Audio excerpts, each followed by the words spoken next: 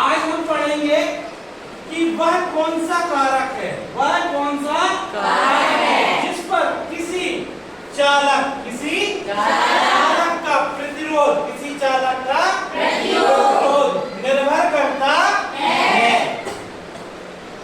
अब इसको समझने के लिए सबसे पहले हमें यह समझना पड़ेगा कि आप सब लोग देखते हैं कि अपने गांव में, अपने घर में किस प्रकार के तार होते हैं।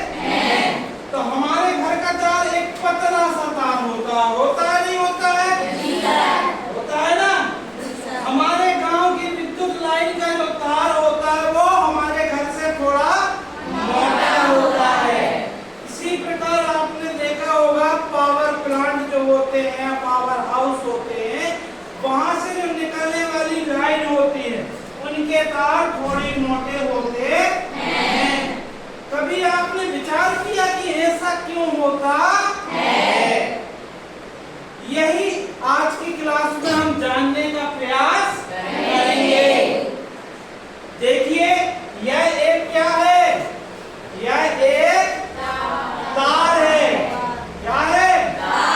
जिसमें धारा प्रवाहित हो सकती है। इस तार के अंदर एक प्रतिरोध होता है। क्या होता है? जिसको हम R से दर्शाते हैं। किससे? R से दर्शाते हैं। यह क्या करता है? धारा प्रवाह की दिशा में क्या करता है?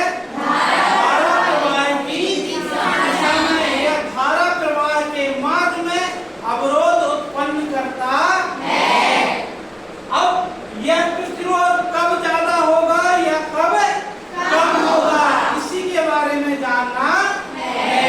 ये किस पर निर्भर करता है? किस पर निर्भर करता है? दो मुख्यतः या दो बातों पर निर्भर करेगा प्रतिरोध। पहला, हमारे जो तार की क्या होगी?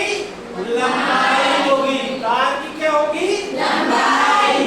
वो प्रतिरोध तार की लंबाई के क्या होगा? समानुपाती। क्या होगा? समानुपाती। इसका मतलब क्या हुआ? इसका मतलब यह हुआ कि यदि किसी तार की लंबाई बढ़ा दी जाए, क्या बढ़ा दी जाए? लंबाई। तो हमारा प्रतिरोध भी क्या हो जाएगा? क्या हो जाएगा? बढ़ जाएगा। यदि किसी तार के, इसके साथ नंबर 2 में क्या आएगा? किसी तार के अनुप्रस्थ काट जे कहलाती है। ये वाला भाग क्या कहलाता है? काट। इसका क्षेत्रफल ये